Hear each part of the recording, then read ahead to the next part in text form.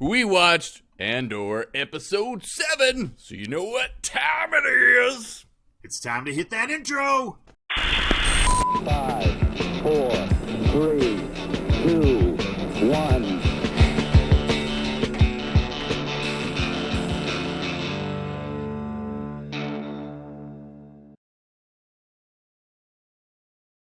All right, everybody, if it's your first time joining us, welcome. We're two dads who love all things fandom, from Star Wars to Star Trek, Marvel to DC, and Middle-earth on down to Westeros. We love it all, and we want to share all of our insights and love of all things fandom to you, our viewers.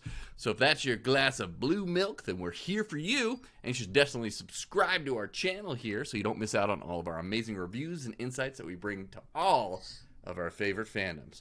So thanks for tuning in, guys. My name is Chris Matthews. I'm joined, as always, by my scruffy-looking nerf herder of a friend, Mr. Matt Parham. How you doing tonight, brother? Doing all right. You know, it's late, but I really couldn't go to sleep without talking to you about this episode tonight, buddy. So let's get to it. I know. I got a beer tonight, so it's not before work or anything like that, so we're good to go. No coffee tonight. Awesome. Really? So, yeah, we're... Not going to do the coffee right before bed. So both of us put the kids down. We're two dads, like I said earlier. So we got our kids down, and we wanted to talk about Andor, Episode 7, titled Announcement, directed by Benjamin Caron and written by Stephen Schiff. Is that right, Stephen Schiff? Yeah, sometimes Schiff. So perfect. Or Stephen. You know, just make it difficult, I'm sure right? It's Steven. That's right. Probably is Steven. I did that, like, so if you guys watch our House of the Dragon episodes, I think, like, for week after week, what I did was I called Miguel Sapochnik. I've called him Michael because of my notes that I take here, behind the scenes stuff for you guys. My notes behind here auto corrects everything. So sometimes with names, sorry about that, guys. It autocorrects. And sorry, Miguel Sapochnik. You're doing a fantastic job over at House of the Dragon.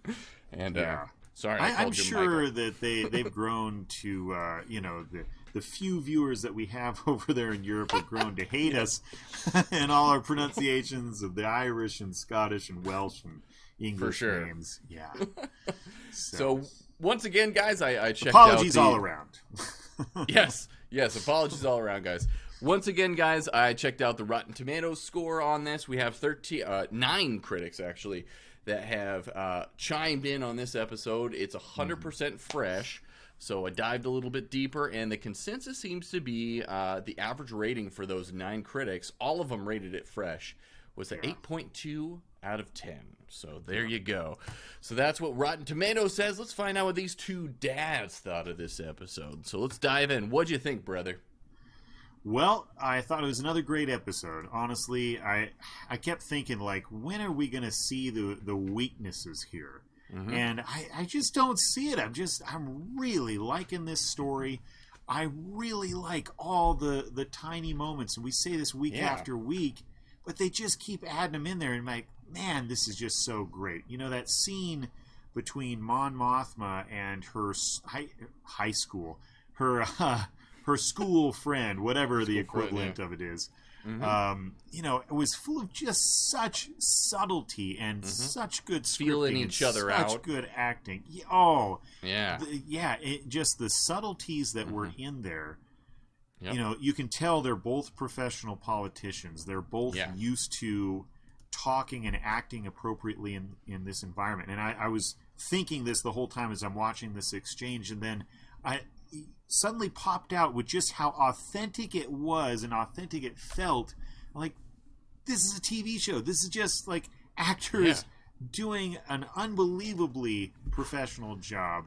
And I keep being stunned by the quality of this show. You know, it feels above the rest. It definitely does. In that scene, too, in the dinner party, she's trying to figure out a way to get funds into the hands of the rebellion and whatnot. So she can't do it herself now because so many eyes are on her. And you get that experience, too, in how she's looking around the room, and the very fact that like she mentions to her friend that she can't trust her own husband. He's like, he's not a part of this. Don't tell him. Right. Can't trust him. I'm like, oh my God, it's crazy. But yeah, she has to use her friend. Hopefully she has to use her friend as an intermediary so that she can transfer funds without the eyes of the Empire on her. And yeah, just the way that they went about that and talked about that, and like the way that they felt each other out when it came to that, was pretty amazing. And both hats off to both actors when it came to that scene. Like you said, like this whole show, I keep wanting to find fault in the show, and for me it's weird because like it doesn't feel like Star Wars, but I absolutely love what they're doing in the Star Wars universe too at the same point. And I thought it was amazing to get to see that. And we got to see in this episode 2 with Andor, we saw a little bit of flashback. And I don't remember before this episode, I don't think that they named him, but his father figure, his adopted father, we find out was named Clem, which is the alias that he went under during the Aldhani mission. So I was like, oh. And so we get a little bit of backstory with that. It looks like they were clone troopers and everything at that point. Maybe it was the early Empire or Republic at that point, where they apparently killed Clem, his adopted father, and you get to kind of see like how he has felt towards the Empire this whole time through those couple of scenes. And I don't know about you, I had a little bit of questions too about the one flashback scene where is it Andor that has like the stick in his hand and he's going up against that was confusing to me. I didn't think so at first. I thought, we get kind of a weird edit, a weird cut where he is downtown and the troops come through.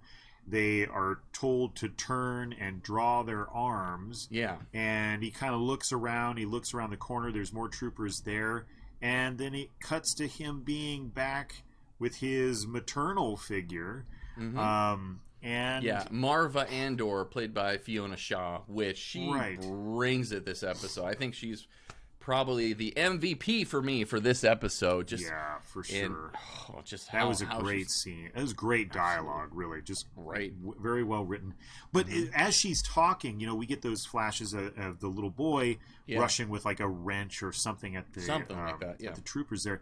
And I thought, are they flashing back to the street scene that we just came from? And this is just sort of another picture of what the rebellion looks like out there. As we're sort of gaining steam here, building steam, I guess. Could be. I didn't even think of that. Yeah, because I thought they're definitely making a point that there's escalation happening here, both on the Empire's side, and then the rebellion's going to use that as basically fuel to get more, aid to their cause. So I thought that little kid was just a symbol that sort of thing is beginning to happen. Yeah. And guys out there, leave a comment. If you go back and watch it, let us know if it's the classic Stormtrooper helmets on those guys in that flashback scene, or if it's more the clone trooper helmet, because there's an obvious difference there that we see in the flashbacks. So if I go back and I watch this episode, I'd probably be able to catch it. But if you caught it, leave a comment and let us know. Correct me if I'm wrong, Chris, but I think this is the first live-action shore trooper that we've seen at the end of this episode. No, I believe that those shore troopers were also in Rogue One as well. So, were they on the beach? Were they ones that... They were in Scarif as well, so they had some of those there as well. I loved, in that scene too, at the end of this episode, they kind of blend in to that beach scenery and whatnot, so... Still a completely impractical outfit, in almost any environment. I don't know why a full head-to-toe suit of armor is necessary, but especially since it doesn't seem to block any kind of blaster fire. But but let's roll back a little bit. I wanted to kind of talk about the ISB scene and everything. So we see a higher-ranked individual come in and talk to the ISB there. And come to find out, and I read it afterwards, and I thought this when I was watching it too. He's obviously got more pins on. He's got the blue and the red, so I was like, he's probably an admiral. He's got the famous mustache. I'm like, that's probably Wolf Yularen right there. That's probably Admiral Wolf Yularen. And I seat at the table. Yeah, I talked to you guys, I think on the first episode of Andor here on Fatherly Fandom about Wolf Yularen and how he was a part of the ISB, and he actually helped out Admiral Thrawn in the Thrawn books as well. So, yeah, come to find out, and you can look in the subtitles as well, that this is Yularen. So he makes his first appearance in this. And he also is in the Death Star scene in A New Hope as well. When they're around the table, you have all those officers as well. He's there. So he's in the Clone Wars. He's all throughout Star Wars now. So it's really cool. He was played this time around. He was played by Malcolm Sinclair. So, and he's not an admiral anymore. He's a colonel. Colonel Wolf Yularen of the ISB. So, and it's cool to see that he personally talks to the Emperor too. So you're not seeing the Emperor, but you're hearing about him several times in this episode too. Even at the end there, like when the lady is dealing out judgment to poor old Andor for just going to the market. I know, right? Out of all the things, it's like, yeah, and this is kind of showing you how the Empire is treating the citizens of this galaxy on a local level. Wasn't it such a great homage to just sort of the Nazi Germany that we've seen in films? Direct really, homage. You know, Yep. No idea what it was like for those people in real life, but from what we've seen in films like The Pianist and Schindler's List and things like that, this felt very much like that kind of fascism in play from a science fiction perspective, you know. They're just everywhere, and Andor thinks he can get away from it by going to this beach. Not so. And his mom was right. He was like, yeah, where are we going to go? What are we going to do? It was like, I've been living under this a long time. It's time to actually stand up and do something about this and fight for the rebellion. And it's funny to see that juxtaposition about where Andor is at in his life and his mom and everything else. You know, and he doesn't end up telling his mom, Marva Andor, about him taking part in the Aldhani mission and everything, and it was pretty interesting that he left all that out. He's like, I think that was just a robbery and everything, and it's pretty cool that he doesn't feel comfortable enough to talk to her about that as well. But his whole mission is just to get away, and we see Bix Colleen again as well, played by Adria Arjona. Yeah, exactly. So she comes back, and it's funny too. I kind of, it felt like in the first few episodes that we've seen so far in Andor, it's like you get developed characters, and then you're on your way. You go somewhere else. And then we're introducing these other characters. We got to see the Aldhani crew and everything. They end up all dying. So it's kind of cool to see a character come back and everything, and them talk to him and everything, and about where they're at, and like that animosity and that struggle that's there between those two characters too, and about like, yeah, this you kind of ruined everything. He's like, well, your boyfriend, called me out, and it's part of this, and she brings up astutely that Andor did start all this by killing those two officers, and she's like, you killed those two officers, and that's what brought all this down upon us and everything, and now they're living under Imperial rule, and they've got more stormtroopers on the ground, and things are getting worse. But at the same time, this is what's happening throughout the galaxy as well, like we saw at the end of the episode. So it's really interesting to see that, and that Andor is not going to be able to get away from this. He's not going to just be able to take his credits. Clearly, he's now sentenced to 6 years in prison. He's obviously not going to carry out that sentence, because Rogue One wouldn't happen if that was the case. So he's going to get out somehow. I'm wondering if this is going to be the first part of the three-story arc. Second arc, yeah. Yeah, because that's what we saw with the Aldhani arc, and then the first 3 episodes as well. Is this a part of that? Are we beginning that 3-story arc with the end of this episode? What do you think? Yeah, I think you're right, and I think we're getting a little hint of where it's going from outside of Andor's story with Vel Sartha. Yeah. And her meeting with who was the character Who that was she that? met Was with? that the assistant, Stellan Skarsgård's assistant, Luthen's assistant? Was that I couldn't her? tell. Yeah, I couldn't tell looks either. like her.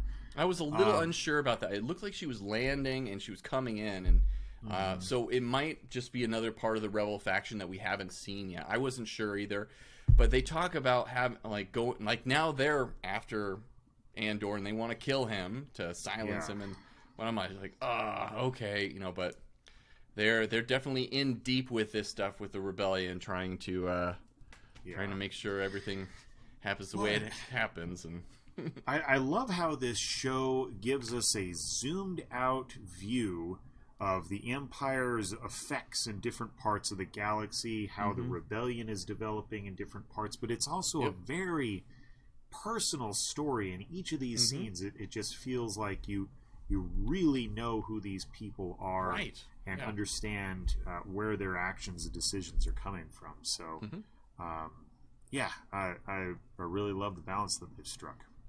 I have too. So it's been really cool to see the supervisor Miro, played by Denise Gao. She gets to one up Blevin in this, the other supervisor, and whatnot. And she's formulating that all these things that are happening in different sectors for a reason, and it makes absolute sense. And it seems like if you brought that up to a meeting of a security council, that they'd be like, yeah, that does make sense. Let's investigate that. And the head's like, watch your back and whatnot. And it's just once again showing Imperial officers for what they are: scheming, conniving people trying to get to the top. And this is highlighted throughout the books too. And when it came to what was it in the Tarkin book and everything, it was talking about how Grand Moff Tarkin wanted to supplant the Emperor, so that was his whole goal. So he was conniving and building his own faction and his own supporters behind him, and so all this intrigue and political intrigue and stuff was happening behind the scenes in the book. So it's really cool to see that on screen too now with Andor, and something that we haven't explored and in a Star Wars show so far. So again, hats off to Tony Gilroy. You were doing something magical with this. I'm not sure if it's quite Star Wars or not, but whoa, dropping stuff. What happened there? Yeah, my lighting just decided to drop off on me. He was too good looking for the lighting. It just had to get out of here. So, and I kind of wanted to talk to you, too, about that, Matt, too. The viewership for the show is being reported now as 3 times less than any other Star Wars show. And so this is what's really crazy, because this is one of the best Star Wars shows that we've gotten. Like you said last week, and I agree, Mandalorian is definitely still my number 1, but this is a close number 2 for me, with the quality and the writing and the acting and the visuals. Everything about the show is amazing, but people aren't watching it. And there's several theories for why that is. One of the reasons is because we're just so overly saturated with amazing television show right now. Rings of Power, House of the Dragon as well. She-Hulk was premiering too on Thursday nights, and then we had Andor on Wednesdays. A lot of that stuff is wrapping up. So it'll be really interesting to see in the next couple of weeks if people start to get on board with this show and start watching it, get more intrigued with it. It's definitely, we get less views on these episodes, on our Andor episodes, than any of the other ones, even Rings of Power. So it doesn't seem like a lot of viewers are tuning in. At least Star Wars fans aren't tuning in. And you also got to question the timing of the release. We are back to school for all the parents out there, and we have not a ton to watch out in the theaters. September was definitely a slump for movie-going people out there. Yeah, and it's just kind of continued through October here. There's a few of the big blockbusters that people will go see, but not a ton that are driving audiences there. So largely it's the small screen that has picked up the pace quite a bit, and there's just a bunch of things that have premiered with the fall network shows, cable shows, all that stuff happen at the same time. So I can see all of that coming together to make people more apt to watch TV on the weekends. And this show comes out Tuesday nights and Wednesday mornings. Wednesdays, so, yeah, I could see that being tough to attract an audience. Plus, it's not a spectacle show, which is what we've seen in many Star Wars TV entries in the past. Even Mandalorian has sort of a creature of the week sometimes. And that can draw a lot of cameos, a lot of excitement, a lot of creatures of the week. You know, right? Yeah, but not with this show. It very much feels like a novelization brought to film, and I like that kind of storytelling, but it's not everybody's cup of tea. You know. Yeah, and you know, even the score itself is completely different from what we've seen in other Star Wars shows, and it's very. I don't know how to really even describe it. It's like Blade Runner, and I mentioned that in one of our first episodes.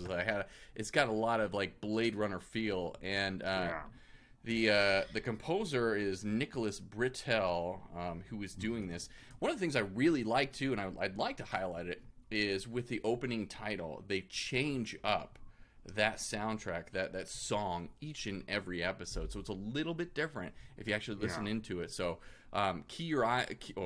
listen in, key your ears into the beginning title of this show, because it does change and develop, and I wonder if that actually has something to do with the storyline too. I'm trying to draw those comparisons, but I haven't been able to find it just yet. But if I catch it and I get an aha moment, or if I read something about it, I'll let you guys know as soon as I do. But yeah, they are changing it up each and every time for that title sequence. Well, and I also think that you have a Star Wars show here that lacks a lot of the things that has made Star Wars so popular in the past. There's no lightsabers, there's no Force, there's no Skywalkers, and there's this none is what I like the, about it, though. Yeah, exactly. That's what I like about it too. Is it feels refreshing. Yeah, and that's what I kind of wanted for Mandalorian too. I was like, wouldn't it be cool if this show never had a lightsaber, never had this or that, and just follow this mercenary around as he tried to protect this little kiddo? But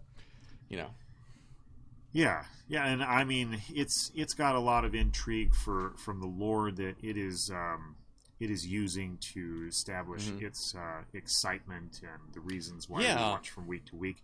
That's another thing too with the lore. There's a lot of lore and backstory into different cultures, especially in the Mandalorian. Now in the next season we're going to be diving into Mandalorian culture and going back to Mandalore and all this history that we have. And this show that we have right now is on the ground, everyday people. Right, we're being taught the history as we go along. We're getting a little bit of those flashbacks, and we're talking about parts of the Empire, except for like Coruscant, that we haven't really seen. Yeah, so, and I love that. I love getting a deep dive into the ISB and everything. I'm so excited about that. So it's like really awesome. And it's just not something that maybe the regular Star Wars audience is used even to. The casual viewers as well. I think that, and we might finally be at that point where there's some Star Wars fatigue going on. People are just ready to... I believe it. I think it was there with Solo for sure. Yeah. And we've just hit that pitch again. Yeah. But this is what people have to go on now, because we're not going to get another Star Wars movie for several years. No. So, it's if you're into these shows, then that's what you got.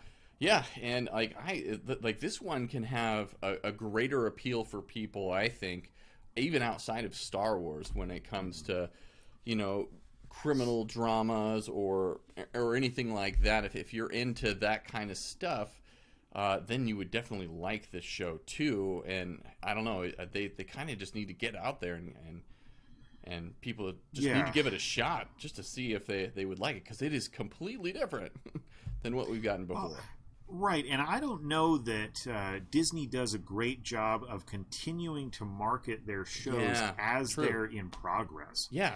We get some trailers and stuff on the front end, but I mean, this is going to be 12 episodes, 12 weeks long. Aside from having a banner ad on your streaming site, I haven't seen anything else anywhere. I haven't seen ads on websites or TV or anywhere. So how are they telling people about this show? Right, yeah. So that definitely could be a failure on marketing, and I absolutely agree. They are probably failing at marketing right now.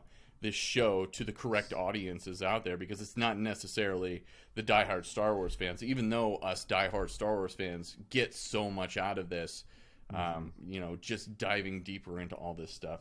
The more casual viewer, the more on the surface level Star Wars fan, and that's okay to be that kind of fan. You probably won't be interested in a show like this, so.